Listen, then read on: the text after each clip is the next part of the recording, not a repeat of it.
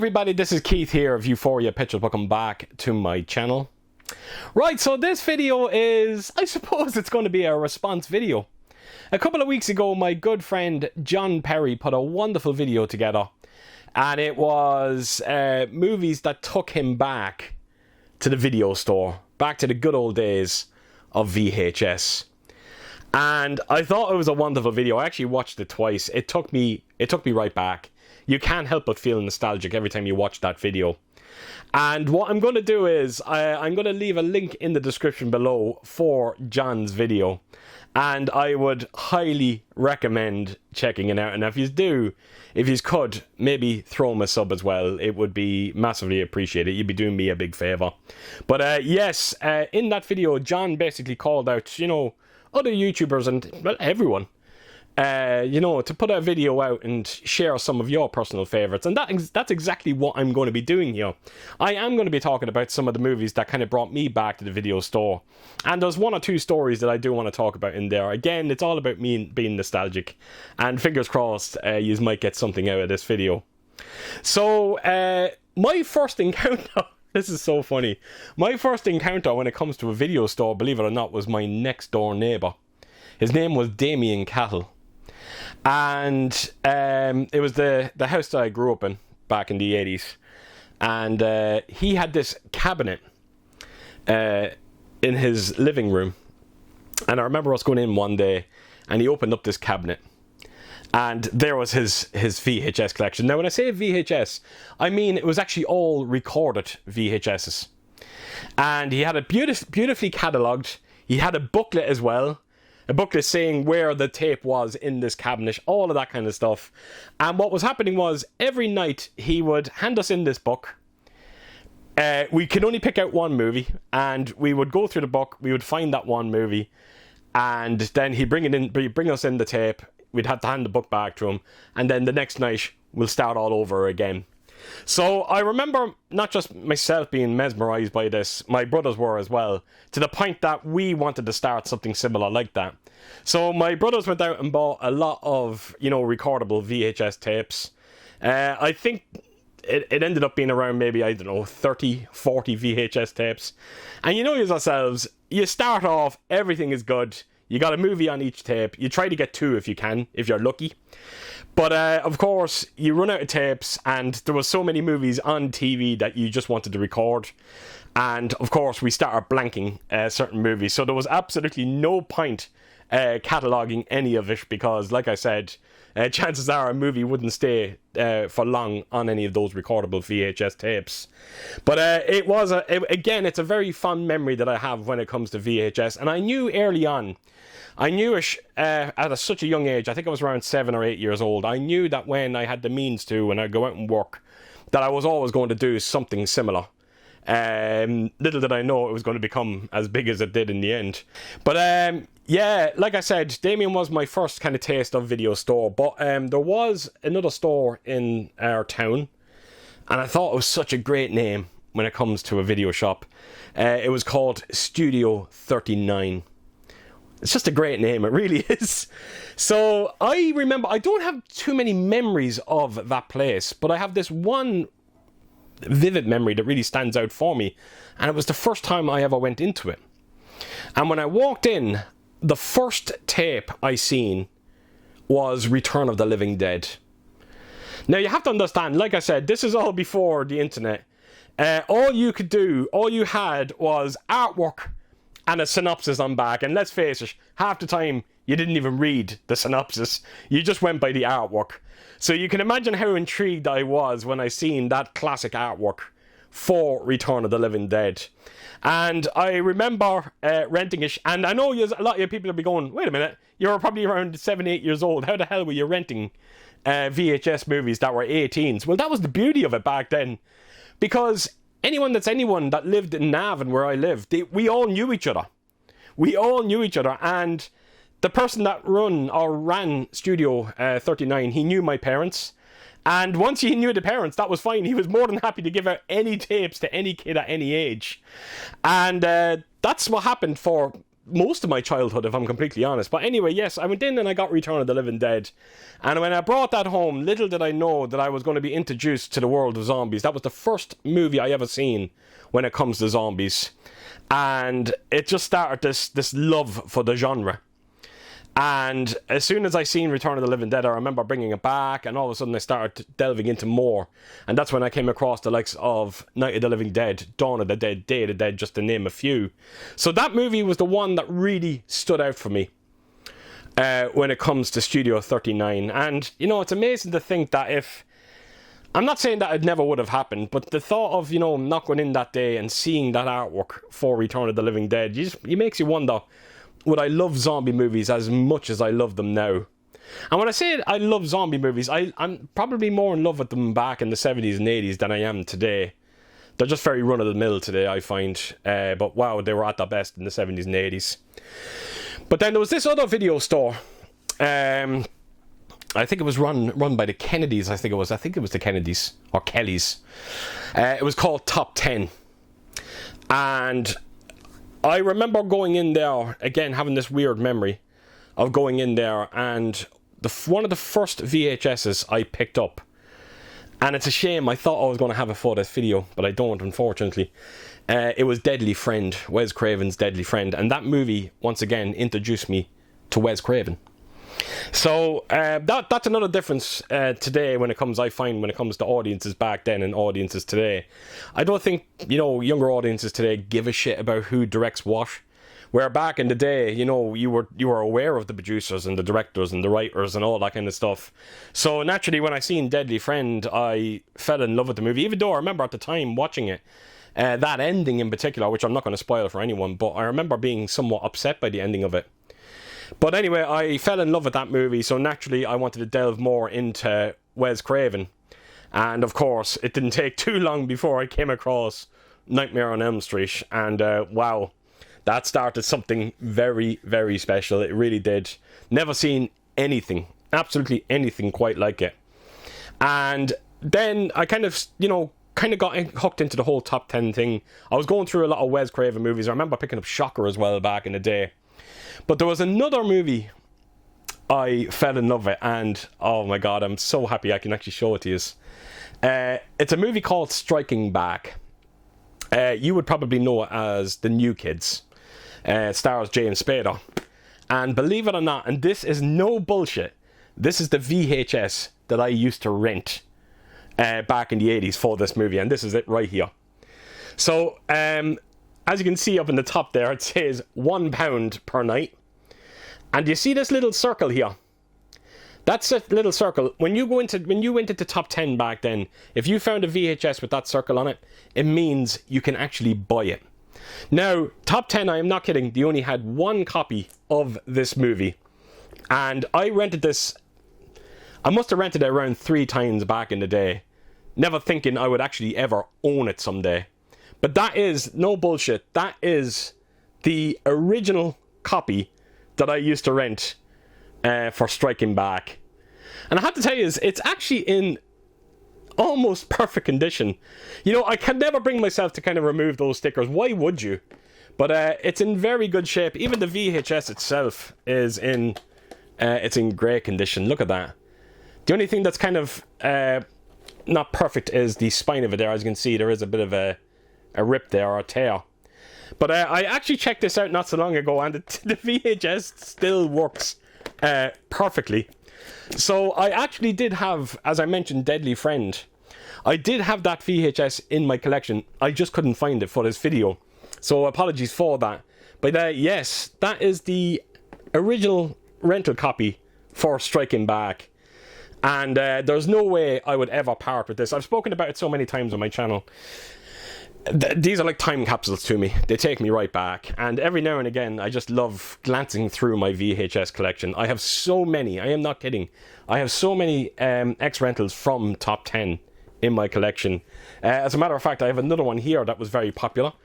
And this is the movie that introduced me to Tom Hanks. And it goes without saying, I instantly fell in love with him. And of course, just like Wes Craven, you know, I just started, and just like the zombie movies, I started looking into everything that was Tom Hanks. But this is still, believe it or not, my favourite Tom Hanks movie today, even though it kind of breaks my heart that he's not a fan of it himself. But I just like the Striking Back tape. It's actually in very good condition as well. So it's great, like I said, to have that in my collection. Now, there is one movie, and I think it's a lovely story, this. And it's the fondest memory I think I have when it comes to renting movies back in the day. But there was one movie that, it was called The Kindred. Unbelievable. I remember this story so well. It was actually a new release. Oh my god, I don't know what year it was. I honestly don't know. Was it late 80s or early 90s? I can't remember. But it was a new release. There was only one copy of it. And of course, back then, anyone who's anyone, when you hear about a new movie coming out in a VHS rental store, anybody would want to pick it up and rent it. So I remember us going in, and we actually held the VHS tape in our hands. We actually seen that, and when I seen that classic artwork for it, I instantly fell in love with the actual tape itself. So I remember putting it down, and when we put it down, someone instantly grabbed it. And it was a huge mistake, an absolutely huge mistake, because what happened was the next day, me and my brother Declan, because we became obsessed about getting this VHS tape, or this movie, and we went down the next day to see if that person brought it back. No sign of it. We kept asking. We were hounding the person that was working behind the counter. We kept asking them, was it back? No. We would spend nearly hours in this video store, and every time somebody came in with a VHS, we went straight up to the counter and we'd ask, is that the one? No. This is no bullshit. We were doing this for a couple of weeks. We could not get our hands on this movie, to the point that we never got our hands on it. It actually just disappeared. And years and years later, I still never got around to watching that movie. And it's only when I was on a live stream and I basically spoke about everything that I was talking about here, and I brought up that story. Someone on that stream was watching. His name was David MacChats, and he actually sent me a DVD copy of The Kindred. And that was my first taste of actually finally seeing that movie. And I was a bit worried. It was one of those things that I was like, you know what, maybe I shouldn't watch it. You know, the opportunity was then, and when it didn't happen, maybe I should have left it alone. But I'm happy to say that I did take a gamble on the DVD. I watched it, and I actually really, really enjoyed it. I am hoping someday I can get like a nice maybe Blu-ray release of it, or maybe someday some boutique label will get hold of it and give us a nice collector's release of it. But it was everything I was hoping the movie was going to be. I had a great time with it. And David, if there's a chance that you're watching this video, mate, I really do appreciate that. It's such it was such a wonderful, wonderful gesture on your part. So yes, you kind of completed that for me. But The Kindred, yeah, like I said, it was such a, you know, as frustrating as it was back in the day not to be able to get your hands on this, I still have fond memories of it. You know, it was fun, the thrill of the hunt. And even though we didn't get it in the end, I wouldn't change a thing. I really, really wouldn't. But there's another time as well, I remember going into top 10, and I need to ask my brother Gregory this, because I don't know which movie it is. But we went in and we rented a movie. I remember us going home, we knocked it on, and as you know, there'd be trailers at the start. And all of a sudden the trailer came on for a movie called Judgment Night, starring Emilio Estevez, Cuba Gooding Jr., you know, Stephen Dorff, Dennis Leary. Incredible movie. And I remember me and Gregory just watching this trailer. And when the trailer ended, I could see the two of us kind of looking at each other. And all of us, I didn't want to say nothing, and I was just waiting for Greg to say something. And then he turned around and he said to me, do you want to go back down to the video store and see if we can rent that one? And that's what we done. Went down, once again, there was one copy, we managed to find it, and got home, checked it out, and wow. What an incredible movie. And I remember when I started working at the age of 16, You know, it didn't take me long to start collecting VHS. I think I was maybe in the job 3 weeks, and that's when I started collecting. And I remember Judgment Night was the holy grail. It was the holy grail to get on VHS. It was almost impossible. And I remember going into, I think it was Xtravision at the time, and they would have like an X-rental sale. And to my absolute amazement, one copy appeared in there. And I'm not kidding, it felt like I won the lotto. I could not believe it. As a matter of fact, when I bought it that day, even when I went to the likes of Chapters in Dublin, which, and anyone who knows Chapters in Dublin, even especially back in the day, they would have anything. Anything, you know, it was a bottomless pit. It really was. It had everything, but it never had Judgment Night. Judgment Night was never there. It's the only time I ever seen it on VHS, and I managed to be able to grab myself a copy of it. And again, that copy is in the house somewhere. No way I would ever part with it. Now, I'm kind of a little bit off track there as well, because, like I said, I kind of wanted to talk about more VHSs there that really do take me back. And not to sound boring, because I talk about this quite a lot on my channel, but Halloween, of course, has to get a mention, as well as Halloween 3. I remember picking up Halloween for the first time, and that was in top 10. It was. Seeing that artwork, I was like, wow, this is just incredible. I couldn't believe what I was watching, you know, because at the time, bear in mind, I had gone through the likes of Nightmare on Elm Street, and I've gone through, you know, even Friday the 13th, Texas Chainsaw Massacre. I even seen that, believe it or not, before I seen Halloween. And I was very used to seeing a lot of blood in movies, so you can imagine how amazed I was that I was watching Halloween, where you really don't see any blood at all through that entire movie, but yet somehow it just felt so goddamn powerful. It was the first time I remember just watching a movie and I was genuine scared.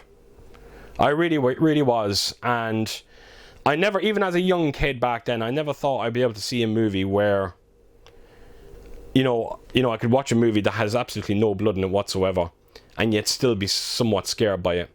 And again, it's just a testament to John Carpenter and the power that movie has over its audience, even back in the day. No wonder it ended up making the millions that it did.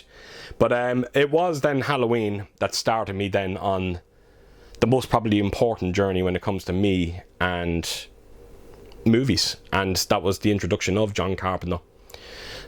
Rest assured, when I watched Halloween, we went straight for The Fog. The Fog to Escape from New York to The Thing. Then we would jump back to Assault on Precinct 13. And Assault was a beast. It really was a beast, because it felt like I was watching Night of the Living Dead, and I'm almost certain that John Carpenter said that movie was, or Night of the Living Dead was kind of like a huge inspiration when it comes to Assault on Precinct 13. It is very similar when you do watch it. But there was one day, again, it's fairly early on in my VHS days when I started collecting. So I'm talking around maybe 96, 97. And there was this magazine, I can't remember what the magazine or who it was, but they were doing a special that if you bought this magazine, you would get a copy of Assault on Precinct 13 on VHS. And I remember me and Ellen, we drove to so many shops around Navan to try and find one. And we couldn't. We were doing everything. We just could not find one. And all of a sudden, we were driving up this area. It's called Flower Hill. There was this small shop, and I'm not kidding you. It is small. It's probably the size of this room. Well, it's small little exaggeration there. Again, it is quite small. But we went in thinking, absolutely no way are we ever going to find this VHS tape. And rest assured, walked in, there was the magazine, there was the VHS. And again, it felt a bit like Judgment Night. Because at the time, it was very, very hard to get your hands on Assault on Precinct 13 on VHS. And I remember even knocking that VHS on. And I was blown away by the picture quality on it. It looked fantastic. But then again, anything new when it comes to VHS was always going to look great back in the day. But wow, that was that was a trip to actually find it in probably the last store you would ever think you would find something like that. And again, it paid off. Our persistence paid off. That's the one thing about me when I was younger. I was very persistent. If I had something in my head, I would stick to it. I really would. I would do everything in my power to try and get it. I think the only time it didn't work out for me was the Kindred. But yeah, look, I'm kind of just rambling now, if I'm completely honest. And I knew that this was going to happen when it comes to this video, because there was no structure to it. Absolutely no structure. I just said, you know what, I'm going to just talk. And I'm just going to talk about certain stories that take me right back to when I was big into renting movies on VHS.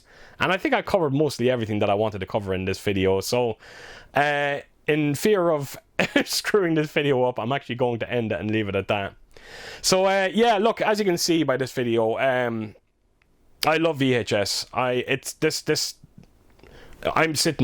Everything that I'm sitting in right here. If I didn't have that love back then, chances are this wouldn't exist today. And I think anyone who's anyone, you know, when it comes to collecting physical media, I think, yeah, particularly people at my age, I'm sure you've all went through it as well when it comes to VHS. I am fortunate enough to tell you that I still have my entire VHS collection in my house.